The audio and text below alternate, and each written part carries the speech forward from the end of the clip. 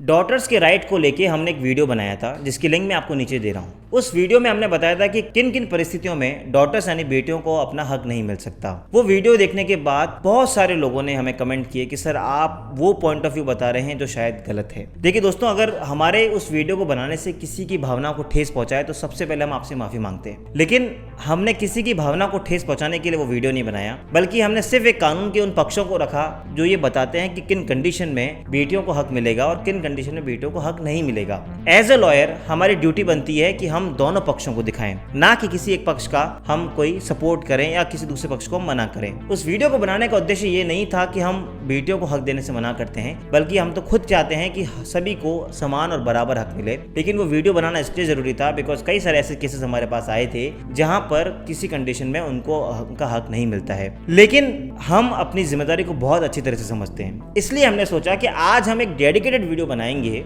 Daughters के हक को लेकर, जहां हम आपको सुप्रीम कोर्ट के एक रिसेंट जजमेंट के साथ बताएंगे कि किन परिस्थितियों में घर की बेटियों को पूरा हक मिलेगा उनके एंसेस्ट्रल प्रॉपर्टी पे। अगर आपके घर में ऐसी कोई समस्या है या आपके घर में कोई बहन है या आप खुद अगर बहन या किसी की बेटी हैं और आप अपने हक को लेकर जागृत होना चाहते हैं और आप जानना चाहते हैं कि आपका कितना आपकी संपत्ति पर हक है, तो इस वीडियो को पूरा एंड पे तक देखिएगा। Welcome back to the channel. मैं हूं एडवोकेट नमन मनोत और आप मेरे साथ देख रहे हैं लीगल शॉर्ट्स। ये वो चैनल है जो आपको देता है कानून से जुड़ी हर छोटी बड़ी जानकारी। सब्सक्राइब कर लीजिए चैनल को ताकि आप तक इस तरह के इन्फॉर्मेटिव वीडियोस आते रहें। शुरू करते हैं आज का ये खास वीडियो।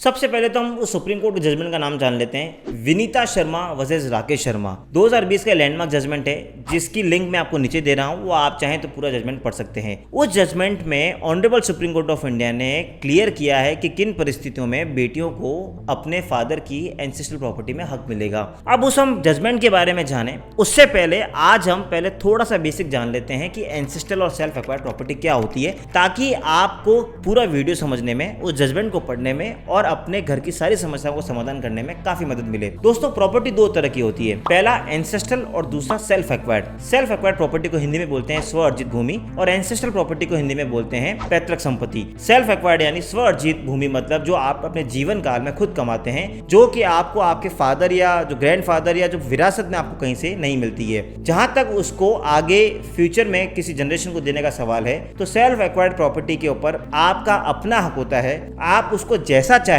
वैसा उसको डाइल्यूट कर सकते हैं। आप चाहें तो उसके विल लिख के जा सकते हैं और किसी को भी दे सकते हैं। आप चाहें तो उसको किसी को भी आप गिफ्ट डीड बना के दे सकते हैं। और अगर आप कोई गिफ्ट या विल करके नहीं जाते हैं तो हिंदू सक्सेशन एक्ट के सेक्शन 8 के अकॉर्डिंग वो प्रॉपर्टी वैसे बढ़ जाती है और जो जो उसमें लिखा होता है क्लास 1 क्लास 2 हेड्स उसमें वो प्रॉपर्टी चली जाती है। लेकिन यहाँ पे कोई भी एंसेस्ट्रल प्रॉपर्टी की जजमेंट एप्लीकेबल नहीं होते बिकॉज ये सेल्फ एक्वायर्ड प्रॉपर्टी है। लेकिन अब हम आते हैं प्रॉपर्टी के दूसरे पार्ट की तरफ जो होती है एंसेस्ट्रल प्रॉपर्टी। एंसेस्ट्रल प्रॉपर्टी यानी 3 या 3 से ज्यादा की जो पीढ़ियां चलते आती है, वो जो विरासत में प्रॉपर्टी चल रही आती है, वो ही एंसेस्ट्रल प्रॉपर्टी कहलाती है। फॉर एग्जांपल, अगर मेरे दादाजी के जो पिताजी थे यानी परदादाजी की कोई प्रॉपर्टी है तो वो उसको मैं एंसेस्ट्रल प्रॉपर्टी कह सकता हूं बिकॉज मेरे परदादाजी, मेरे दादाजी और मेरे पिताजी मिनिमम 3 जनरेशन हो गई। अब उसके बाद मैं अगर चौथी जनरेशन हूं तो मैं उसको एंसेस्ट्रल प्रॉपर्टी कहूंगा। और भारत के कानून के हिसाब से हिंदू सक्सेशन एक्ट के अकॉर्डिंग मेरे को उस प्रॉपर्टी में जन्म से अधिकार मिलेगा। वो अधिकार मेरे पिताजी या मेरे दादाजी या मेरे परदादाजी जो भी एक पीढ़ी चलती आ रही है वो मेरे से हक नहीं छीन सकते। तो सबसे पहले तो हमें बात क्लैरिटी लेनी पड़ेगी कि एंसेस्ट्रल प्रॉपर्टी यानी 3 या 3 से ऊपर की बात होती है, प्लस इसमें आपका जन्म से अधिकार होता है। अगर हम बात करें बेटियों के हक के लिए तो हमें सबसे पहले इस पर्टिकुलर सेक्शन को जानना पड़ेगा। हिंदू सक्सेशन एक्ट का सेक्शन 6 ये कहता है, जो 2005 से पहले का था, क्योंकि बेटियों को हक 2005 में मिला था। 2005 से पहले सर्वाइवरशिप का रूल था, उसमें यह था कि अगर कोई भी पुत्र जन्मता है तो उसका जन्म से अधिकार होगा। लेकिन वहां पे सिर्फ सन वर्ड यूज किया था, यानी पुत्र, डॉटर यानी पुत्री का वर्ड यूज नहीं किया गया था। इसलिए 2005 से पहले सभी तरह की एंसेस्ट्रल प्रॉपर्टीज में सिर्फ और सिर्फ पुत्र का अधिकार हुआ करता था। फिर 2005 में अमेंडमेंट आया, बड़ा चेंज आया और उस अमेंडमेंट के बाद बेटियों को हक दिया गया भारत के कानून द्वारा और उस एक्ट के उस सेक्शन में सन के साथ साथ डॉटर भी जोड़ा गया। इसका मतलब ये हुआ कि अब अगर फादर की डेथ हो जाती है या ग्रैंडफादर की डेथ हो जाती है तो उनके जाने के बाद उनकी एंसेस्ट्रल प्रॉपर्टी में बेटे के साथ साथ बेटी का भी अधिकार होगा। इसका मतलब अगर मैं सिंप्लीफाई में आपको करके बताऊं तो अगर सपोज किसी के फादर की डेथ हो जाती है और अगर वो पीछे अपनी वाइफ, एक लड़का और एक लड़की छोड़ के जाते हैं तो पहले सिर्फ और सिर्फ उनकी वाइफ और उनके लड़के का हक हक बनता था, यानी आधा हिस्सा उनकी वाइफ का और आधा हिस्सा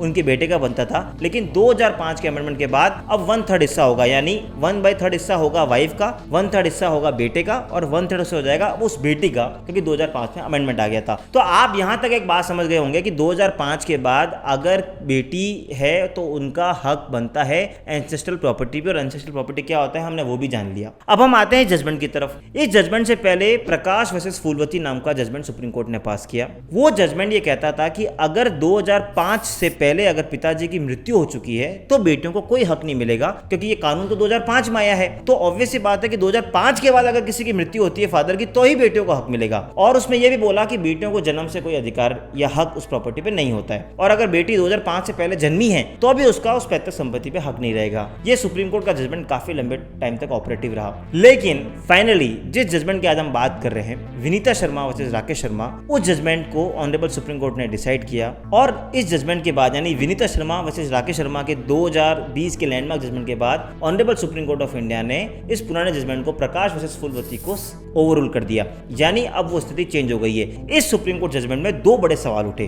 पहला कि अगर 2005 के पहले अगर किसी फादर की मृत्यु हो गई है या फिर 2005 के पहले अगर किसी बेटी का जन्म हुआ है तो क्या उनको हक मिलेगा, क्योंकि कानून तो 2005 में आया। Honourable supreme court of India ने इस सेक्शन का वाइड इंटरप्रिटेशन किया और बेटियों को हक देते हुए बोला कि इससे कुछ फर्क नहीं पड़ता कि पिताजी की मृत्यु कब हुई है, इससे कुछ फर्क नहीं पड़ता कि बेटी का जन्म कब हुआ है, क्योंकि इस कानून के तहत बेटी का अधिकार जन्म से होगा। The moment a daughter is born, जिस क्षण से बेटी का जन्म होता है उस मूवमेंट से उसका उस संपत्ति पे, पैतृक संपत्ति पे अपना हक होता है। नो डाउट वो उनके फादर के थ्रू उनका हक रहता है या उनके जो लीगल गार्जियन होते हैं उनके थ्रू हक रहता है, लेकिन उनका हक रहता है और उनके हक को कोई खत्म नहीं कर सकता। तो इस सुप्रीम कोर्ट जजमेंट में दोनों बातों को क्लियर करा और बोला कि 2005 से पहले पिताजी की मृत्यु हुई हो या नहीं हुई हो, 2005 से पहले बेटी का जन्म हुआ हो या नहीं हुआ हो, 2005 की डेट से कोई फर्क नहीं पड़ता। अगर पिताजी की एंसेस्ट्रल प्रॉपर्टी है